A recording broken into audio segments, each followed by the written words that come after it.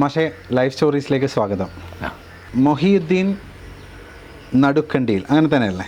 Okay. Mohiyuddin നടുക്കണ്ടിയിൽ Karassery എന്ന വ്യക്തി ആരാണ് എന്നൊരു ചോദ്യം ഉണ്ടെങ്കിൽ ആ ചോദ്യത്തിന് മാഷ് എന്ത് മറുപടി ആയിരിക്കും പറയാൻ സാധിക്കുക? ഞാൻ വളരെ കുട്ടിക്കാലം തൊട്ട് തന്നെ ഞാനൊരു എഴുത്തുകാരനാണ് എന്ന് തോന്നലുള്ള ഒരാളാണ് ഞാൻ. അത് വരാനുള്ള കാരണം എന്താണെന്ന് കൃത്യമായിട്ട് എനിക്ക് അറിഞ്ഞൂടാ. ഞാനിപ്പോൾ 6ാം ക്ലാസ് പഠിക്കുമ്പോൾ തന്നെ MN കാരശ്ശേരി എന്നുള്ള തൂലികാനാമം ഉണ്ടാക്കിയ ഒരാളാണ്. MN കാരശ്ശേരി എന്നുള്ള പേര് 6ാം ക്ലാസ് തൊട്ട്. 5ാം ക്ലാസ് തൊട്ടായിരുന്നു മാഷെ അങ്ങനെ ഒരു തൂലികാനാമം? അതെന്താണെന്ന് വെച്ചാൽ ഇവിടെ അന്ന് എഴുത്തുകാരുള്ളത് ഒന്ന് എൻ്റെ കസിൻ സലാം കാരശ്ശേരിയാണ്. പിന്നെ എൻ്റെ ഗുരുനാഥനുണ്ട്, അദ്ദേഹത്തിൻ്റെ പേര് P. ശിവദാസ് എന്നാണ്. അദ്ദേഹം വല്ലപ്പോഴൊക്കെ എഴുതിയിരുന്നത് നെട്ടയം ശിവദാസ് എന്ന് പറഞ്ഞാൽ. നെട്ടയം അദ്ദേഹത്തെ നാടിൻ്റെ പേരാണ്. പിന്നെ എനിക്ക് അന്നേ പരിചയമുള്ളൊരു പേരാണ് SK പൊറ്റക്കാട്. കേട്ടപ്പോൾ എനിക്ക് എനിക്ക് അറിഞ്ഞൂടാ ആരാ എന്തായിരുന്നു അറിഞ്ഞൂടാ, ഞാൻ ചെറിയ കുട്ടിയാണ്. അപ്പോൾ SK പൊറ്റക്കാട് പത്രത്തിലൊക്കെ അടിച്ചുവരൊക്കെ ചെയ്യും. അപ്പോൾ വീട്ടിൽ ബാപ്പ കോൺഗ്രസ് ആയിരുന്നുകൊണ്ട് അന്ന് കോൺഗ്രസ് പത്രം മാതൃഭൂമി വാങ്ങും. അപ്പോൾ അതിലൊക്കെ ഇങ്ങനെ SK പൊറ്റക്കാട് എന്നൊക്കെ കാണുമ്പോൾ എനിക്ക് വലിയ ഉത്സാഹം. അപ്പോൾ എങ്ങനെയാണ് ഞാനൊരു എഴുത്തുകാരനാണ് എന്ന് തുടങ്ങിയെന്ന് എനിക്ക് അറിഞ്ഞൂടാ. അതിനൊരു സാഹചര്യമുള്ളത് എന്താ വെച്ചാൽ എനിക്ക് പണ്ടേ ആരോഗ്യം വളരെ കുറവായിരുന്നു. ഇപ്പോഴും അതെ, പല രോഗങ്ങളും. അപ്പോൾ എനിക്ക് ശാരീരിക ബലം ഇല്ല. അപ്പോൾ എൻ്റെ സഹപാഠികളോ അയൽക്കാരോ കൂട്ടുകാരോ ഒന്നും എന്നെ കളിക്കാൻ കൂട്ടില്ല. എന്താ അവരെ കൂട്ടിയാൽ അവർ തോറ്റുപോകും. ഇപ്പം ഫുട്ബോൾ കളിക്കുകയാണ്, അല്ലെങ്കിൽ വോളിബോൾ കളിക്കുകയാണ്, അല്ലെങ്കിൽ അന്ന് തൊട്ട് കളിക്കുക, അങ്ങനെയൊക്കെ പല കള്ളനും പോലീസും കളിക്കുക. അതിലൊന്നും എനിക്ക് മിടുക്കില്ല. ഞാൻ ഒറ്റയ്ക്കാണ്. അപ്പോൾ പക്ഷേ എനിക്ക് അന്നേ വായിക്കാൻ വലിയ ഇഷ്ടമാണ്. അപ്പോൾ എഴുതാൻ ആദ്യം വേണ്ടത് തൂലികാനാമം കണ്ടുപിടിക്കാമെന്ന് ഞാൻ വിചാരിച്ചു. അങ്ങനെ ഈ SK പൊറ്റക്കാട് എന്നതിൻ്റെ അനുകരണം, അതുപോലെ നെട്ടയം ശിവദാസ് എന്നുള്ളതിൻ്റെ അനുകരണം, അതുപോലെ സലാം കാരശ്ശേരി എന്നുള്ളതിൻ്റെ അനുകരണമൊക്കെ ആയിട്ടാണ്. അപ്പം ഞാൻ അന്ന് എൻ്റെ പേരെഴുതുന്നത് N. മൊഹീദ്ദീൻ എന്നാണ്. അപ്പോൾ ഞാൻ നോക്കുമ്പോൾ NM കാരശ്ശേരി. അപ്പോൾ മൊഹീദ്ദീൻ എന്നുള്ള പേര് എനിക്കിഷ്ടമില്ല. അപ്പോൾ NM കാരശ്ശേരി അതൊരു താളം ശരിയില്ല. നമ്മൾ അക്ഷരം ചൊല്ലി പഠിക്കുന്ന MNOPQRST എന്നല്ലേ. അപ്പോൾ MN എന്ന് പറഞ്ഞാൽ തിരക്കേണ്ട തോന്നി. അങ്ങനെ ഞാൻ MN കാരശ്ശേരിയായി. അപ്പോൾ നിങ്ങളിപ്പോൾ സുനീർ ചോദിക്കുന്നത് ഞാൻ ആരാണെന്നാണ്, എൻ്റെ കണക്കിന് ആരാണ്, അതാണല്ലോ. അതെ. അപ്പം ഞാൻ ഒറ്റ ഉത്തരേ പറയാവൂവെങ്കിൽ ഞാൻ എഴുത്തുകാരനാണെന്ന് ഞാൻ പറയും. നല്ല എഴുത്തുകാരനാണോ ചീത്ത എഴുത്തുകാരനാണോ നിങ്ങൾ തീരുമാനിക്കുക. എനിക്ക് ഏറ്റവും ഇഷ്ടമുള്ള പണി എഴുതുകയാണ്. അപ്പോൾ ഞാൻ പ്രസംഗിക്കാറുണ്ട്, ക്ലാസ് എടുക്കാറുണ്ട്, ചർച്ചയ്ക്ക് പോകാറുണ്ട്, ഇങ്ങനെ പലതുമുണ്ട്. പക്ഷേ അതിൽ എനിക്ക് ഏറ്റവും ഇഷ്ടമുള്ള പണി എന്താ? എഴുത്താണ്. അപ്പോൾ എനിക്കിപ്പോൾ എൻ്റെ ഒരു പുസ്തകം അച്ചടിച്ച് വരിക, അതിൻ്റെ ഒരു പുതിയ പതിപ്പ് വരിക, അതൊക്കെ എനിക്ക് വലിയ ഉത്സാഹമാണ്.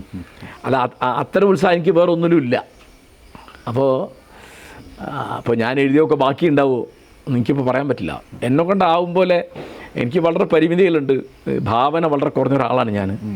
പിന്നെ എൻ്റെ കഴിവുകളൊക്കെ വളരെ കുറവാണെന്ന് എനിക്കറിയാം. അപ്പോൾ അത് എന്നെ കൊണ്ടാവും പോലെ അത് മെച്ചപ്പെടുത്താൻ, ഇപ്പോൾ വായിക്കുക, പഠിക്കുക, മാറ്റി എഴുതുക, പിന്നെ വിമർശനങ്ങൾ സ്വീകരിക്കുക. നമുക്ക് മെച്ചപ്പെടാനുള്ള വഴി എന്താ? വിമർശനങ്ങൾ സ്വീകരിക്കുകയാണ്. അല്ല, അനുമോദനം കൊണ്ട് ഒരു ഉപയോഗമില്ലെന്ന് ഞാൻ പറഞ്ഞില്ല. പക്ഷേ അനുമോദനത്തെക്കാൾ ഉപയോഗമുള്ളതാണ് വിമർശനം. കാരണം വിമർശിക്കുമ്പോൾ ഒരാൾ വായിച്ചിട്ടുണ്ടാവും. അപ്പം അങ്ങനെ എന്നോട് സ്നേഹം കൊണ്ടോ അസൂയ കൊണ്ടോ മത്സരം കൊണ്ടോ ഒക്കെ എന്നെ വിമർശിക്കുന്ന സുഹൃത്തുക്കളെയും വായനക്കാരും ഒക്കെ എനിക്ക് വാസ്തവത്തിൽ വലിയ ഇഷ്ടമാണ്. അപ്പോൾ ഞാനിപ്പോൾ ഒറ്റവാക്ക് പറഞ്ഞാൽ ഞാൻ എഴുത്തുകാരനാവാൻ ശ്രമിക്കുന്ന ഒരാളാണ്, ഇങ്ങനെ പറയാം. പക്ഷേ വിമർശനം എന്ന് പറഞ്ഞപ്പോഴാണ് എനിക്ക് ആലോചിച്ചത്, സാധാരണ എല്ലാവരുടെയും ജീവിതത്തിൽ വിമർശനം ഒരു പരിധിവരെ ഉണ്ടാവും. മാഷിൻ്റെ പോലത്തെ ആളുകളുടെ കാര്യങ്ങളിലാണെങ്കിൽ കുറച്ച് അധികം ഉണ്ടാവും.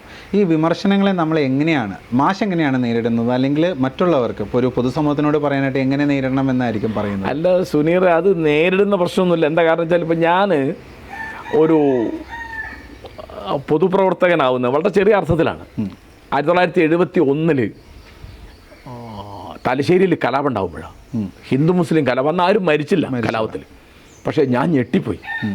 അന്ന് ഞാൻ വീട്ടിൽ നിന്ന് ഒളിച്ചുപോയി അതിൻ്റെ സമാധാന പ്രവർത്തനത്തിന്.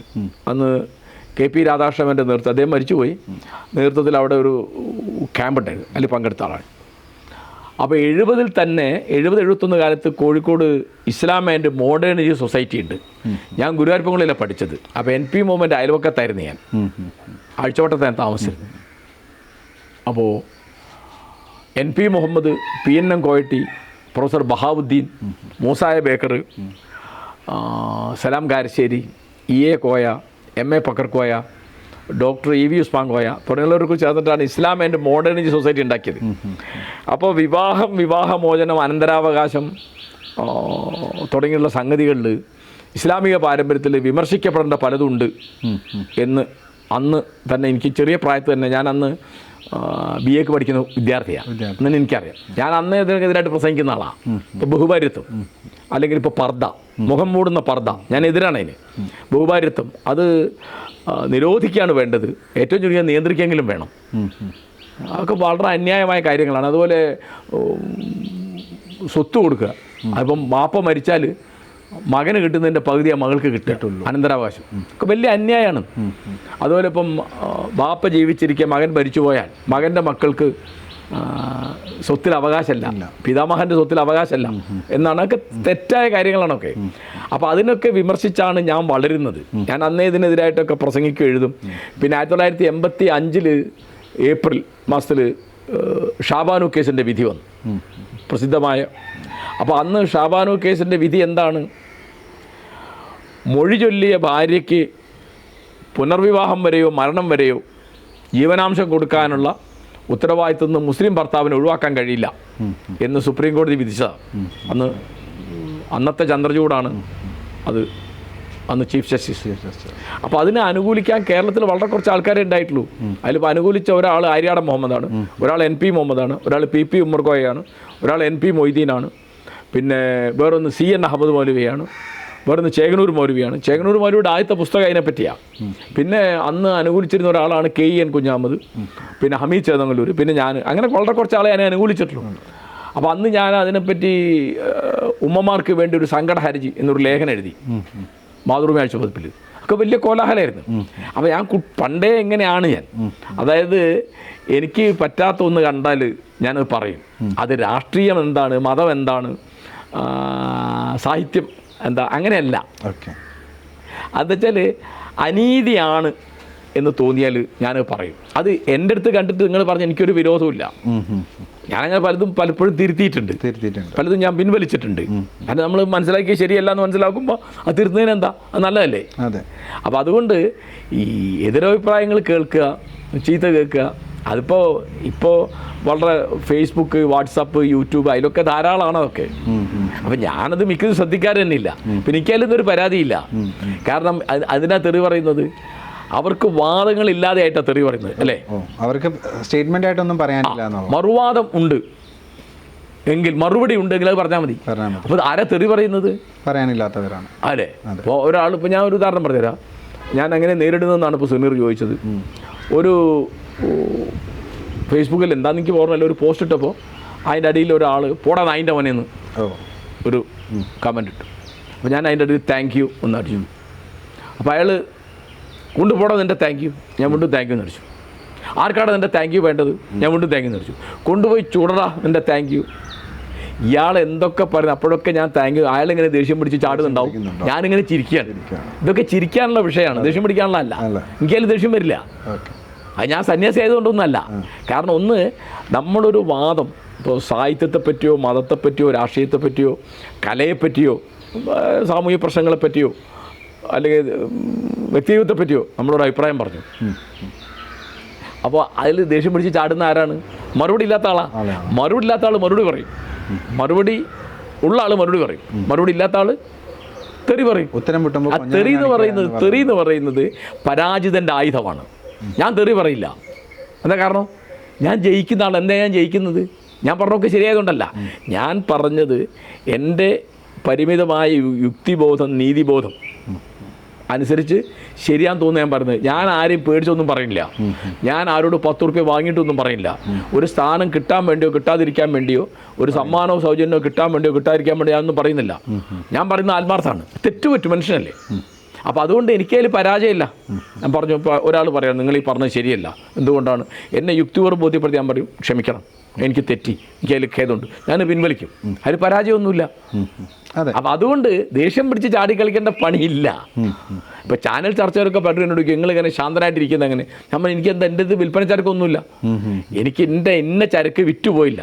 ഞാൻ കോൺഗ്രസോ ലീഗോ CPM BJP ഒന്നുമല്ല. പിന്നെ എൻ്റെ അടുത്ത് വിൽക്കാൻ ഇസ്ലാം മതമോ ഹിന്ദു മതമോ ക്രിസ്തു മതമോ അങ്ങനെ അതുമില്ല. പിന്നെ സാഹിത്യത്തിൽ വേറെ ചരക്കുകളൊന്നും അതുമില്ല. എനിക്ക് സംഘടന ഏർപ്പാടൊന്നുമില്ല. അപ്പോൾ എനിക്ക് ശരിയാണ് എന്ന് തോന്നുന്നത് പറഞ്ഞാൽ മതി. അതെ, അത് പക്ഷേ അന്തസ്സായിട്ട് മര്യാദയായിട്ട് പറയണം. അന്തസ്സില്ലാതെ എന്നോടൊക്കെ സംസാരിക്കാൻ സ്വാതന്ത്ര്യമുണ്ട്. ഇപ്പം ചില ചർച്ചയിലൊക്കെ ചിലർ പറയും, ഞാൻ പറയും അദ്ദേഹത്തിന് അങ്ങനെ എന്നെ ചീത്ത പറയാനുള്ള സ്വാതന്ത്ര്യമുണ്ട്, അദ്ദേഹം പറയട്ടെ, എനിക്ക് മറുപടി ഇല്ല അതിന്. എന്താ കാരണം? ചീത്തക്ക് എന്ത് മറുപടി പറയാനാ? അതത്രയേ ഉള്ളൂ. പക്ഷേ പറഞ്ഞതിൽ നിന്നാണ് നമ്മൾ പറഞ്ഞ ഒരു പ്രസ്താവന അത് തെറ്റാണെന്ന് മനസ്സിലാക്കിയിട്ടുണ്ടെങ്കിൽ അത് തിരുത്തുമെന്ന് മാഷ് പറഞ്ഞു. അങ്ങനെ തിരുത്തേണ്ട ഒരു അവസരം അല്ലെങ്കിൽ അവസരങ്ങൾ ഉണ്ടായിട്ടുണ്ടോ മാഷ്? പലപ്പോഴും ഇപ്പോൾ ഉദാഹരണം പറഞ്ഞാൽ, ഞാൻ കായലരികത്ത് വലയെറിഞ്ഞപ്പോൾ എന്നുള്ള പാട്ടിനെ പറ്റി മാതൃഭൂമി ആഴ്ചപ്പോൾ ഒരു ലേഖനം എഴുതി. ആ ലേഖനത്തിൻ്റെ തലക്കെട്ട് ഒരു പാട്ടിൻ്റെ വളകിലുക്കുന്ന, അതിന് 50-ാം കൊല്ലമായി, 54 പാട്ട് വന്നു. അപ്പോൾ 2004 എഴുതി. അപ്പോൾ ഞാനതിൽ എഴുതിയത് ആദ്യത്തെ മാപ്പിളപ്പാട്ട് എന്നാണ്. അപ്പോൾ അതിലൊരു തെറ്റുണ്ടായിരുന്നു. അതെന്താ വെച്ചാൽ, നേരത്തെ വേറൊരു പാട്ടിൽ ഇതേ ഭാസ്കരൻ മാഷ്, കായലെഴുതിയത് ഭാസ്കരൻ മാഷ് തന്നെ ഒരു 5-6 മാപ്പിളപ്പാട്ട് എഴുതിയിരുന്നു. അതിൽ പല ഇതിൻ്റെ കൂട്ടത്തിൽ. അപ്പോൾ ലക്ഷണമൊത്ത ആദ്യത്തെ മാപ്പിളപ്പാട്ട് എന്ന് ഞാൻ പറഞ്ഞില്ല. അതെൻ്റെ അടുത്ത് തെറ്റാണ്, ഞാനതിൽ ഖേദിക്കുന്നു, അതിൽ ചർച്ച വന്ന് ഞാൻ പിൻവലിക്കുന്നു എന്ന് പറഞ്ഞു. ഞാൻ ഉദാഹരണം പറയാം. ഇതുപോലെ മുഹമ്മദ് അബ്ദുറഹിമാൻ്റെ മരണത്തിൽ ഒരു സംശയമുണ്ട്, അദ്ദേഹത്തെ ആരോ വിഷം കൊടുത്ത് കൊന്നാന്ന് സംശയമുണ്ട് എന്ന് പറഞ്ഞിട്ട്, അത് നേരത്തെ ഞാൻ കേട്ടിരുന്ന കാര്യം, ഞാൻ അന്വേഷിച്ചിട്ട് അതൊന്നുമില്ല എന്ന് ബോധ്യമായ കാര്യം. അപ്പോൾ അദ്ദേഹത്തിൻ്റെ പോറ്റുമകനായ KA കൊടുക്കലിനെ ഞാൻ ചോദിച്ചിരുന്നു. പിന്നെ അദ്ദേഹത്തിൻ്റെ പ്രിയ സുഹൃത്ത് കൂട്ടുകാരനാണ് മൊയ്ത് മൗലവി, പിന്നെ NP മുഹമ്മദ്, CN അഹമ്മദ് മൗലവി, ഇവരൊക്കെ ബന്ധമുള്ള ആൾക്കാർ. അവരോടൊക്കെ എനിക്ക് നല്ല ബന്ധമുണ്ട്. അപ്പോൾ അത് ആൾക്കാർ വെറുതെ പറഞ്ഞാൽ അന്ന് ഇവരൊക്കെ തള്ളിക്കളഞ്ഞാണ്, NPയും തള്ളിക്കളഞ്ഞാണ്. കാരണം ഇവർ PP ഉമ്മർ കോയി, SK പൊറ്റക്കാട്, NP മുഹമ്മദും KA കൊടുങ്ങല്ലൂരും ചേർന്നൊരു പുസ്തകം എഴുതിയിട്ടുണ്ട്. മലയാളത്തിലെ വളരെ പ്രധാനപ്പെട്ട ഒരു ജീവചരിത്രം അത്, മുഹമ്മദ് അബ്ദുറഹിമാൻ എന്ന് പറഞ്ഞിട്ട്. അതിലിതില്ല, മനസ്സിലായോ? അപ്പോൾ NP മുഹമ്മദ് മരിച്ചതിന് ശേഷം മുഹമ്മദ് അബ്ദുറഹിമാൻ ഒരു നോവൽ എന്നുകൊണ്ട് പുസ്തകം വന്നു. അപ്പം ഞാൻ ആ മാതൃഭൂമിയിൽ വീരപുത്രൻ എന്നുള്ള സിനിമയുടെ ഒരു വിമർശനമായിട്ട് ഞാൻ സാധനം എഴുതിയപ്പോൾ, അബ്ദുറഹിമാൻ്റെ മരണം എന്ന് പറഞ്ഞ് മാതൃഭൂമിയിൽ എഴുതിയപ്പോൾ ഞാനതിൽ എഴുതി, ഈ NP മുഹമ്മദ് ഒരിക്കലും ഇങ്ങനെ ഒരു നിലപാടുണ്ടായിരുന്നില്ല.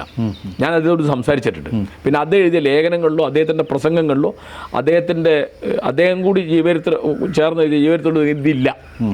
ഇതിനകത്തുള്ളത് എനിക്ക് അറിഞ്ഞുകൂടാ. ചിലപ്പോൾ അദ്ദേഹത്തിൻ്റെ മരണശേഷം പുസ്തകം വന്നത് അത് വേറെ ആരെങ്കിലും എഴുതി ചേർത്തായിരിക്കാം ഞാൻ എഴുതി. അപ്പോൾ അദ്ദേഹത്തിൻ്റെ ഒരു മകൻ എന്ന് പറഞ്ഞാൽ മകൻ്റെ ഭാര്യ, അതായത് ഫൈസിയുടെ ഭാര്യ ഷാഹിന, അത് വൈക്കം ബഷീറിൻ്റെ മകളാണ്. അവൾ എനിക്കത് അയച്ചു തന്നു വാട്സാപ്പിലോ ഫേസ്ബുക്കിലോ കണ്ട്. അത് NPയുടെ കൈയക്ഷരത്തിൽ ആ സാധനം എഴുതിയ ഭാഗം. അപ്പോൾ ഞാൻ മാതൃഭൂമിക്ക് എഴുതി, അതിൻ്റെ അടുത്ത് തെറ്റാണ്, എനിക്കതിൽ ഖേദമുണ്ട്, ഞാൻ പിൻവലിക്കുന്നു എന്ന് പറഞ്ഞു. ഇങ്ങനെ ഒക്കെ. അപ്പോൾ വേറൊരിക്കൽ ഞാൻ എഴുതിയെന്ന് വെച്ചാൽ, ജമാഅത്തെ ഇസ്ലാമിയുടെ കേന്ദ്ര കമ്മിറ്റിയിലൊന്നും സ്ത്രീകളില്ലാന്ന് എഴുതി. എൻ്റെ ധാരണയാണത്. അപ്പോൾ എൻ്റെ സുഹൃത്ത് KP അബ്ദുറഹിമാൻ്റെ മകള് അത് തെറ്റാണ് എന്ന് പറഞ്ഞിട്ട് മാതൃഭൂമി വീക്കിൽ എഴുതി. ഇങ്ങനെ എനിക്ക് അറിഞ്ഞൂടായിരുന്നത്, ഞാൻ അറിയുന്ന കാലത്തല്ലേ, പിന്നെ വന്നിട്ടുണ്ട്.